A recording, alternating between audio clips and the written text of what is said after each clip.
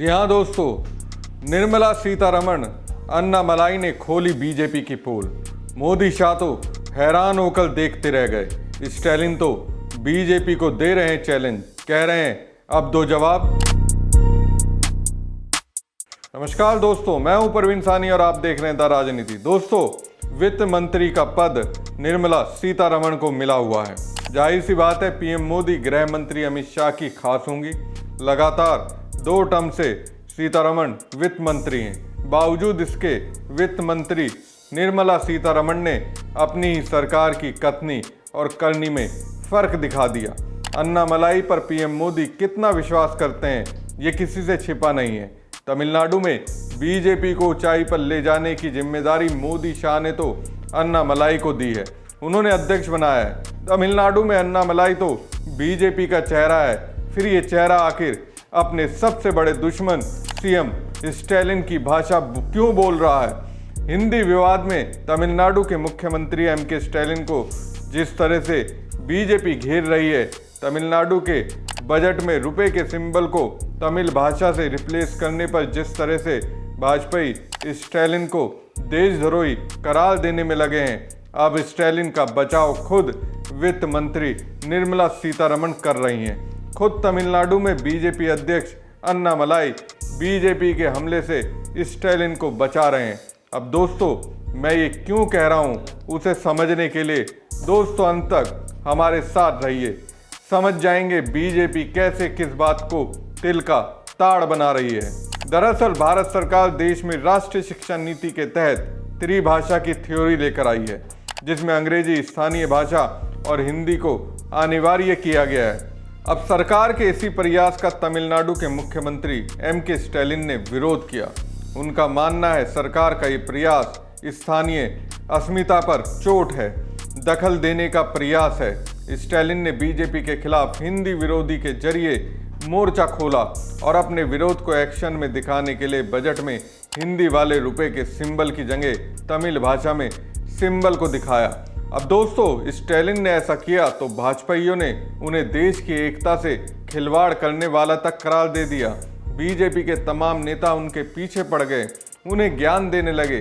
BJP Tamil इकाई के अध्यक्ष अन्नामलाई ने एक्स पर पोस्ट करते हुए लिखा, रुपए के सिंबल को तमिलनाडु के रहने वाले थिरु उदय कुमार ने डिजाइन किया था।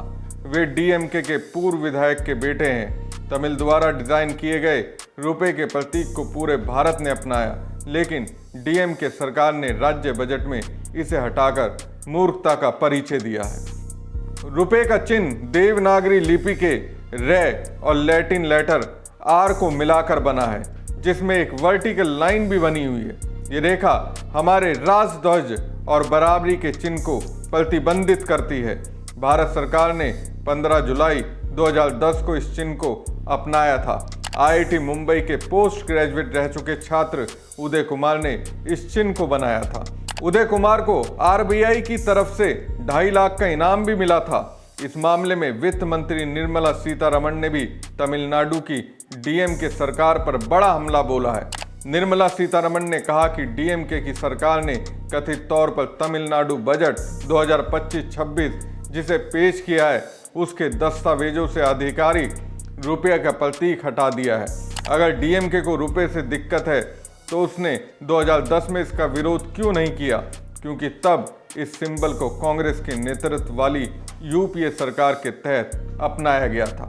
उस समय जब डीएमके केंद्र में सत्तारूढ़ गठबंधन का हिस्सा थी। वित्त मंत्री निर्मला सीतारमण ने चेतावनी देते हुए कहा कि सभी निर्वाचित प्रतिनिधि और अधिकारी संविधान के तहत हमारे राष्ट्र की अखंडता को बनाए रखने की शपथ लेते हैं। राज्य बजट के दस्तावेजों से रुपए जैसे राष्ट्रीय प्रतीक को हटाना उसी शपथ के खिलाफ है, जो हमारी राष्ट्रीय एकता को कमजोर करता है। ये महज सांकेतिक से कहीं अधिक है।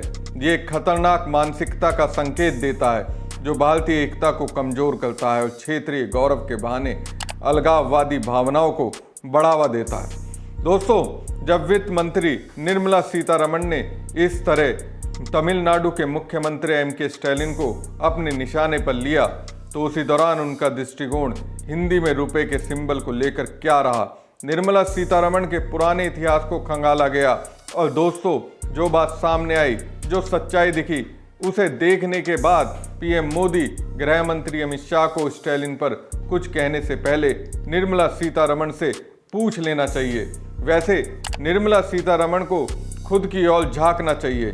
दोस्तों, निर्मला की राजनीति पर रुपए के सिंबल को लेकर कैसी रही, उस पर आपके सामने मैं सबूत पेश करूंगा। उससे पहले मुख्यमंत्री स्टालिन ने वित्त मंत्री निर्मला सीतारमण के बारे में क्या खुलासा किया, उसके बारे में जान लीजिए। स्टालिन ने कहा, तमिल का विरोध करने वाले इसे बढ़ा चढ़ाकर पेश कर रहे हैं। ये उनकी सरकार की तमिल भाषा के प्रति प्रतिबद्धता को दर्शाता है। इसके आगे स्टालिन ने कहा, जो लोग तमिल को पसंद नहीं करते हैं, उन्होंने इसे बड़ी खबर बना दिया है। निर्मला सीतारमण रुपए के प्रतीक पर प्रतिक्रिया दे सकती हैं, लेकिन तमिलनाडु की धनराशि की मांग पर नहीं। हमने रू का उपयोग करा ताकि ये दिखा सकें कि हम भाषा नीति में कितने दृढ़ हैं। इसके बाद स्टालिन ने निर्मला सीतारमण पर खुलासा करते हुए कहा कि सीतारमण ने भी कई पोस्ट में रू शब्द का उपयोग किया है। उन्होंने कहा कि अंग्रेजी में भी तो रुपए को RS लिखा जाता है। स्टालिन की टिप्पणी निर्मला सीतारमण के उस बयान के बाद आई जिसमें उन्होंने कहा था कि स्टालिन अलगाववाद को बढ़ावा दे रहे हैं। बहरहाल दोस्तों, स्टालिन के दावों पर सोशल मीडिया के फैक्ट चेकरों ने मोहर लगा दी है। एक यूजर ने लिखा, बीजेपी नेता और केंद्रीय मंत्री निर्मला सीतारमण 2017 से तमिल में रुपए के प्रतीक चिन्ह का इस्तेमाल कर रही हैं। अब स्टालिन ने कर दिया तो भाजपा और गोदी मीडिया हाय तौबा क्यों मचा रही है, बस ये ट्वीट डिलीट ना हो जाए। एक और यूजर ने स्टालिन के पीछे पड़े अन्नामलाई की पोल खोल दी। उन्होंने कहा कि निर्मला सीतारमण और अन्नामलाई ने पहले भी तमिल में ट्वीट करने के लिए इस चिन्ह का इस्तेमाल किया है। अब जब डीएमके ने नए बजट में रा के बजाय इसका इस्तेमाल कर रही है तो भाजपा रो रही है। कृपया भाजपा के दुष्प्रचार को नष्ट करने के लिए इसे फैलाएं। दोस्तों, ऐसे ढेरों सबूत हैं जिसमें वित्त मंत्री निर्मला सीतारमण स्टालिन के रास्ते पर चली। अन्नामलाई ने भी वही किया। स्टालिन ने जिस तरह तमिल भाषा में रुपए के प्रतीक का इस्तेमाल किया, ठीक उसी तरह से निर्मला सीतारमण और अन्नामलाई ने भी किया। तो फिर सवाल यही है, इतना विवाद क्यों? स्टालिन की ओर से हिंदी को लेकर स्टैंड पर भाजपाई बखेड़ा क्यों खड़ा कर रहे हैं? इन्हीं सवालों के साथ दोस्तों मुझे दीजिए इजाज़त। हमारी खबर आपको कैसी लगी कमेंट बॉक्स में कमेंट कर जरूर बताएं। साथ ही पेज को ज़्यादा से ज़्यादा लाइक और शेयर कीजिएगा। धन्यवाद।